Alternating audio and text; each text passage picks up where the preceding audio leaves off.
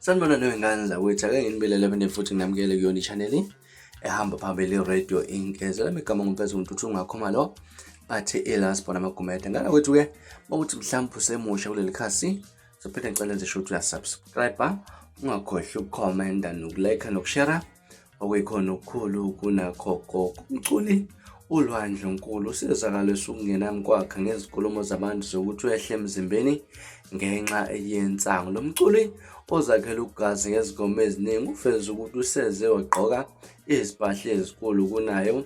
Imphatha kabi lento, kodwa-ke yokuthi iningi limbelesele ngokuthi uzacile uqedwa insangu.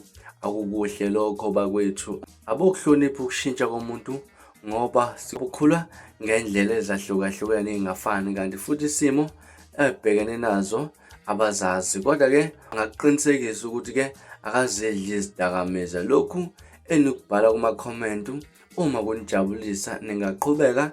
Uyabonga kakhulu, kusho uLwandle Nkulu ekhasini lakhe ku-Facebook. Uthe ngisho ezama ukuba ngcono kodwa abantu abajabuli, baphelela ukugxeka umuntu aze azonde kwayena. Unyanya umzimba wakhe yize agqoka izinto ezinkulu ukuze bangabeki amabala. Kodwa-ke bathi uma gqoka esikhulu kunaye, mhlawumbe kungaba ngcono uma bangasho ukuthi-ke nansi indlela afisa abe yiyona futhi aziphathe ngayo. Kodwa cha, uyakhuthaza zonke izinsuku ngesisindo nokuma kwakhe. Uyazazi ukuthi-ke unesishwabha futhi uzacile, manje enze njani ezibuzela. Uveze ukuthi maduze uzokhipha umculo omusha khona lapha ozolalela. Ngazi ukuthi izona ezihamba phambili esithinta intokazi uLwandle Nkulu kade eziphendulela khona ngokungajabuli kwakhe bangabe abantu bekhuluma ngokwehla emzimbeni besola ukuthi usebenzisa izidakamizwa phecelezi insangu. Ngathini kwakho ukuphawula?